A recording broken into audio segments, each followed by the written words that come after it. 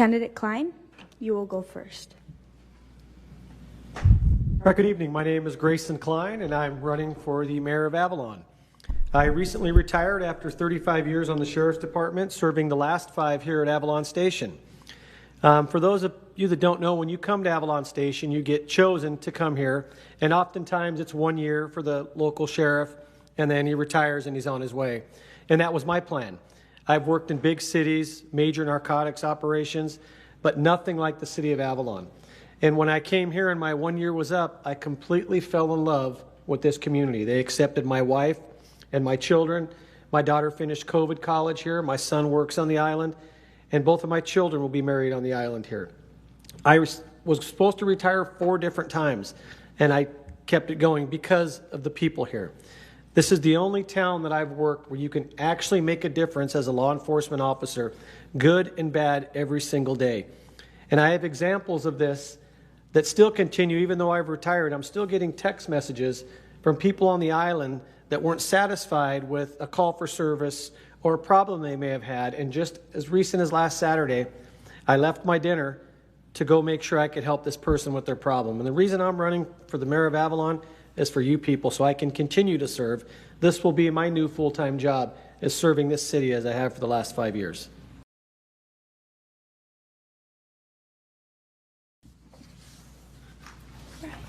Alcohol and substance use can present unique challenges in small, close-knit communities. How would you approach preventing and reducing substance and alcohol misuse in Avalon? And what roles do you see the city playing in supporting our community's health? Right on. Well, this is right up my alley.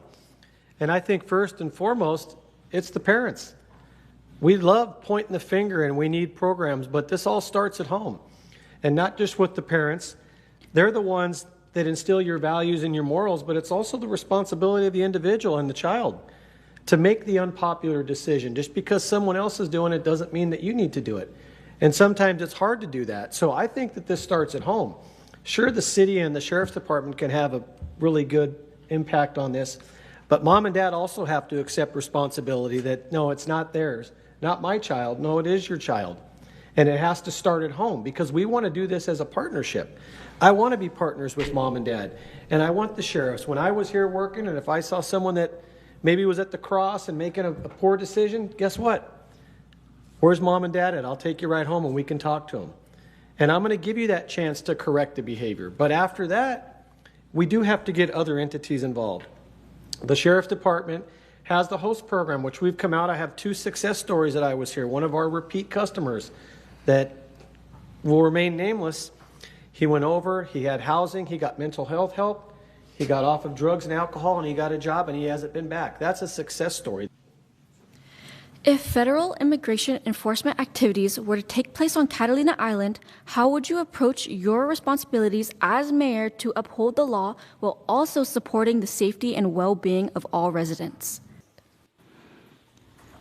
Well, we've already experienced this on the island. ICE has not been out here to do any enforcement actions, but when I was working as the sheriff, multiple law enforcement agencies come out here on a weekly basis. And there was a time when ICE was hot and heavy in Los Angeles. Every time a different law enforcement agency boat pulled into the harbor, my personal cell phone was blowing up, asking me if ICE was on the island. Well, like Annie said, the Sheriff's Department doesn't get involved in ICE enforcement unless there is an officer safety issue or a life-threatening situation. So what I would do, we're not going to tell anybody that ICE is coming because they're not telling us, like Annie said. I had to go down and ask these agencies, well, why are you here? Well, we're here for lunch. And when the locals called me, I would let them know it's not for any enforcement action. They're just here to have lunch.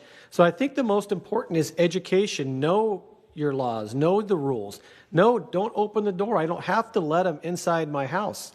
But know that the Sheriff's Department is going to take zero action. The city's not going to get involved in any ICE enforcement action. And the one thing that was a problem was we were putting it on Facebook, bringing attention to ourselves. And I had a meeting with the city manager and another council member to stop blasting Avalon, talking about ICE coming to the island. We don't need that attention. Thank you very much. How do you view the overall impact of short-term rentals on Avalon's housing economy and community life? And how would you approach managing or regulating them moving forward? Well, The Planning Commission and the city did a wonderful job, and we capped it at 410. And in talking to people, it appears that half of those were in Hamilton Cove, which is out of our price range anyways for short-term rentals. Just the HOA out there, how can anybody afford to live in Hamilton Cove? So what I've thought about, this is a long-term problem that we haven't figured out. And either we need a new set of eyes on it or we need to actually come up and do something. I know the city is in discussions trying to build a 26-unit workforce housing behind us with no funding. So that's not going to happen yet. But then I've also noticed remods that are going on, especially one at Beacon and Catalina, where they did a remod, and 2 of those are long-term housing, with one of them being a vacation rental. That's something maybe we should revisit if they're going to do remodels here. Let's put that stipulation in there. Maybe we can create housing that way. I thought that was a great idea because we have to have some sort of solution to the problem because we haven't done it yet. But what I would like to see, I'd like to give the current plan some time. It just got enacted, and let's... Thank you. Thank you, Mr. Kline. You got it. How would you ensure that young people have meaningful opportunities to share their perspective and be included in decisions that affect their lives and future in Avalon? Candidate Kline, you will go first. Yes, ma'am. Well, you are our future. And if we look at it as a city, we've done a disservice. We haven't heard your voice. I've been here for 5 years, and I don't know one time where I had a group or a meeting with the young kids as opposed to just talking to them about bicycle safety. In the other towns, over town, in bigger cities, the Sheriff's Department has an Explore program. Well, we've talked about that for 5 years, and it hasn't come to fruition. And why not? Why haven't we looked at internships at the hospital or at the fire department? Or here, get you guys involved. You're the future firefighters and the police officers here, or the future nurses. This is something that we need to organize as a city with these businesses. Or a trade, a business, an HVAC. Go right along with the HVAC company. There's a lot of money to be made in this town, and if we're not hearing your voice or giving you the opportunity, then we have failed you. And I think that's something that we should look at, partnering with the YMCA and other organizations here in our city. Thank you. Can you share an example of a challenging or potentially unpopular decision you believe may be necessary to support Avalon's long-term future? And how would you approach explaining it to the community? Tourism and infrastructure. And I think that we hear both sides. We want visitors, which we need visitors to survive, but we don't like all the visitors because our infrastructure can't handle it. Go downtown to the crosswalk. If you're coming from Cat Beverage or you're making a delivery on the Catalina transfer, it's out of control down there with people walking through our streets. They don't get the education when they get off these ships. I've advocated for having a sheriff's deputy or code enforcement or an ambassador down there when they get off the ships and tell them they're in LA County and this is what we will tolerate and this is what we won't. From smoking on Front Street to smoking weed to throwing their cigarette butts on our street to drinking in public, there's only so much enforcement you can do. We need more people there. I would love to have ambassadors, somebody with a friendly face, give a youngster a summer job with a bright shirt, and I work for Avalon, and here's what we can and can't do in our town. We don't have enough signage down there.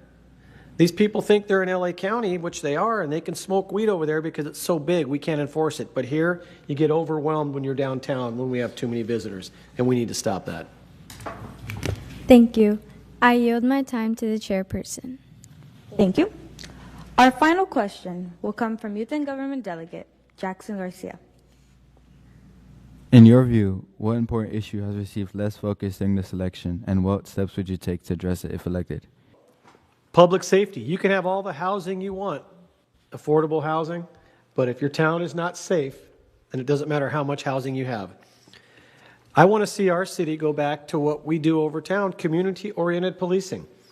Not coffee with a cop where the mayor and 2 other people show up, but where we knock on doors like we did in the unincorporated county areas of Belinda, and we gave out flyers and spoke to every resident and said, what concerns you? What are the problems and what can we do better? Especially in this small town, we can make that difference. But we have to get back to community-oriented policing. Somebody says, who do we work for? We work for the sheriff and we work for the city. We can enforce ordinances, we can enforce penal code and vehicle code, but we work for the residents we serve. That's who we are. I'd also like to see us know our law enforcement officers. I don't want to brag, but when Rocky and I were here, you knew Rocky and Grayson were working because we walked the beat and we talked to everybody. We've got a full cadre of law enforcement officers now, all new, but we're at the highest population of officers we've had since I've been here. They need to get to know our people, and our people need to get to know them.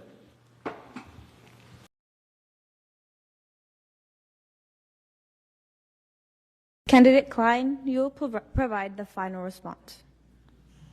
Well, my response is, I'm not from the good old boys club, and I'm not afraid to say no. I'm not afraid to give the unpopular answer, or we're going to do it because we've always done it that way. Sometimes a city and a project needs a new set of eyes on it. Just because we've always done something a certain way doesn't mean that it's right, but how can we become better? I've looked at some things. I've never worked in a city where you have a city fire department, a county fire department, and paramedics. A goal for me, I've reached out to my partners in the sheriff's department since I've retired at ESD, and all of our Air 5 deputies are paramedics. I reached out, I met with the city manager, I asked him if is it possible to make some Avalon firefighters paramedics, because if we have an emergency and Baywatch is on treating a scene, what happens if something happens over here? We don't have another paramedic. That is something that the city manager was open to, and it's something that the guys at the sheriff's department said it's a 6-month process and they will train our firefighters to be paramedics. And why not? The court, we need the court back. It's not fair. I saw this on a weekly basis where I'd have to send domestic violence or restraining order people over to Long Beach, $100 round trip to go get a restraining order. Why can't we do that here? Why can't we bring juvenile court back here? And if you want to correct some behavior, let's do the court right here and give them some community service. The sheriff's department doesn't want to do it for the liability. The city doesn't want to let them work here for the liability. So what I did is I went to the court and I set them up with Father Dario, and we were doing community service at the Catholic Church. This is a team effort. And if we want to correct behavior, then we all have to be a part of it. And sometimes you got to accept a little bit of liability. We do have the largest general fund we've had, 12 months worth of general fund. What are we spending the money on? We're going to have to spend some money if we want to put some temporary housing. If it just keeps creating a larger bank account, what are we doing with that money? That's why I want your vote for mayor, because I'm not afraid to make tough decisions and go against the grain if it's better for us. Thank you. This concludes our mayoral candidate forum for this evening.